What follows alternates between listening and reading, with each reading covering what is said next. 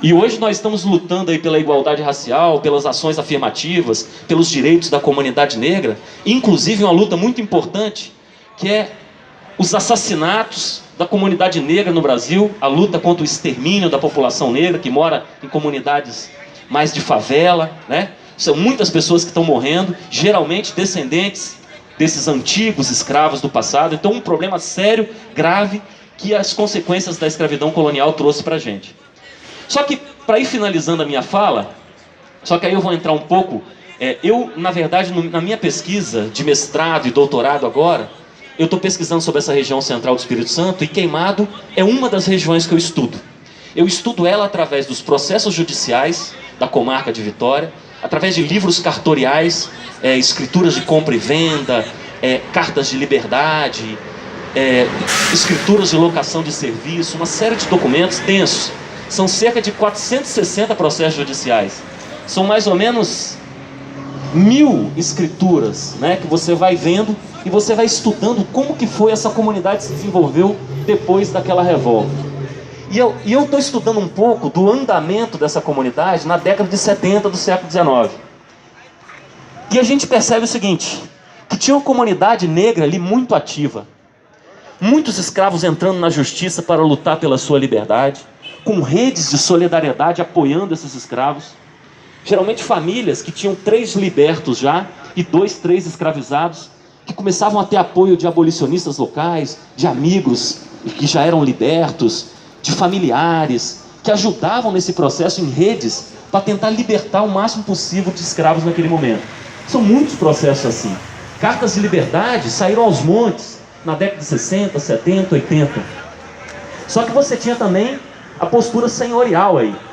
Os senhores de Queimado, eles estavam negociando até 1888, comprando escravos, eles estavam vendendo escravos, eles estavam trocando escravos, eles estavam doando escravos. Então a escravidão, mesmo depois da revolta, ela continuou firme ali na comunidade de Queimado, não só ali, mas em Cariacica, aqui na Serra, em Viana, em Vila Velha, ela continuou firme até 1888. Depois que a abolição saiu, tinha ainda senhor entrando na justiça para conseguir indenização de escravos que tinham pagado pela liberdade, só que não tinham pago para ele. Então a cultura escravista nessa região, ela era muito forte, ela era arraigada no coração das pessoas. A escravidão durante milênios foi um sistema de exploração do trabalho aceito pela comunidade. Se você pegar um jornal da década de 80, você vai ver anúncio de ama de leite escrava, você vai ver anúncio de venda de escravos, senhores lutando por capturar escravos que tinham fugido, buscando apoio de outros senhores para capturar esses escravos. Então, a escravidão nessa região, ela continuou firme até 1888. E depois, muitas formas de trabalho da população negra nessa região era muito similar àquela da época da escravidão. Como a gente sabe, eles simplesmente libertaram os escravos, mas as relações de trabalho permaneceram as mesmas, de certa forma, depois do processo. Não só aqui nessa região, como em todo o Brasil, né? Só que eu gostaria de contar, para ir finalizando, a história de 2 casos que eu encontrei. 2 senhores de Queimado. O primeiro em 1871, a revolta dos negros escravos de Queimado. Logo depois da promulgação da lei do ventre livre, ele se chamava Manuel Francisco Feu de Araújo, que era inclusive de uma família importante nessa região. Quem entrar no site do Galbo lá, vai ver a história do pai dele, que era um coronel importante, um homem de liderança, né, de poder, pai do Manuel Feu de Araújo. Esse senhor, ele foi acusado pela comunidade de Queimado, em 1871, 14 de março de estar fraudando 2016. Não se sabe se é verdade, porque o processo não chega a um veredito. De estar fraudando, olha que absurdo, hein? A escritura de batismo das crianças, dizendo que elas nasceram antes da lei do ventre livre e não depois. Só que a comunidade local rapidamente foi até o padre, inclusive com pessoas que não tinham escravos na época, brancos, pessoas já libertas, que eram negras também, de descendência africana, escravos ajudando no processo, formaram um movimento social local, foram até o padre e reivindicaram dele. O padre teve que abrir um processo na justiça na comarca de Vitória contra esse senhor. E esse processo transcorreu com entrevistas, com depoimentos, e ele negava de pé junto que ele não tinha feito aquilo. E a gente observa o seguinte, que nessa comunidade você tinha um movimento anti-escravista popular que tentava tirar o poder e o domínio de alguns senhores que tentavam manter o seu domínio, mesmo numa situação de fim da escravidão, como era aquele momento, que era o fim gradual da escravidão, né? Ele queria manter de alguma forma o seu domínio. E essa comunidade buscava limitar o poder desse senhor ali, certo? Foram na justiça, deram depoimentos. Os escravos não eram só informantes, né? Na época, pela lei, pelo legalismo, Clério Borges, o escravo ele não agia como testemunha, mas só como um informante do processo ali. Ele não agia como testemunha. Então esse foi um caso. O outro caso conta a história do Misael Ferreira Pena, que foi um juiz importante nessa região. Foi depois para o sul do Espírito Santo, foi para o Rio de Janeiro, um advogado importante. Escreveu uma história do Espírito Santo na época. Ele é patrono da Academia Espírito Santense de Letras, uma das cadeiras. Esse senhor,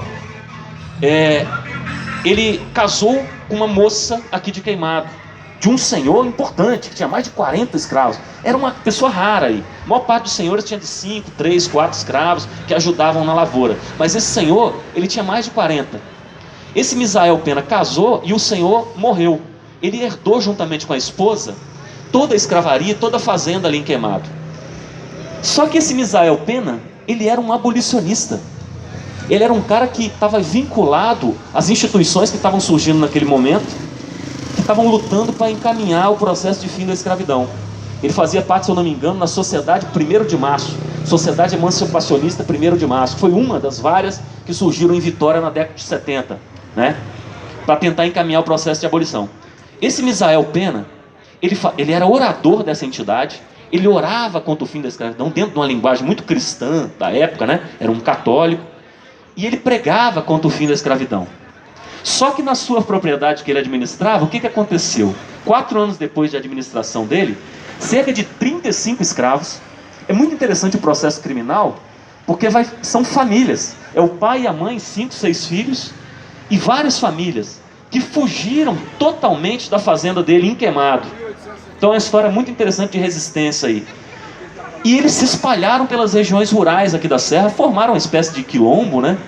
E o Misael Pena, mesmo ele sendo emancipacionista, eu tenho uma hipótese de que esses escravos fugiram porque o discurso dele era muito contra a escravidão. Pô, se ele é contra a escravidão, por que ele está administrando um monte de escravos, né? E todo mundo fugiu. E ele entrou na justiça criminalmente para tentar reaver todos esses escravos. Então ele era um cara abolicionista, emancipacionista, só que ele vivia essa contradição de ser também um senhor. Queria o seu dinheiro, a sua indenização. Ele começou a alegar o seguinte, que esse grupo de escravos, ele recebeu o patrocínio de outros senhores na época aqui, para regimentar a força de trabalho dele. Então a gente observa que naquela época, nessa região, você tinha uma divisão política entre os grupos de senhores. Alguns eram bem mais radicais e outros eram mais moderados, estavam encaminhando o processo de libertação, né? Depois ele conseguiu reaver todos esses escravos. Então, essas situações aí de resistência nessa comunidade de Queimado, mostra que ela, mesmo tendo a escravidão ao longo de todo esse período, ela, além da insurreição, você teve uma luta dessa comunidade ao longo de décadas, no sentido de lutar contra a escravidão. Nem sempre numa postura como, por exemplo, a de Chico Prego, de revolta, como a de Zumbi. Mas essas pessoas, no modo delas, nas possibilidades que elas tinham ali, elas lutavam para tentar alcançar o sonho da liberdade, o desejo da liberdade. Então a história de Queimado, ela aparece na insurreição, na revolta, mas ela traz toda uma riqueza posterior que vale a pena conhecer também. Obrigado aí pela atenção e espero não ter sido muito longo aqui na minha fala. Boa noite a todos.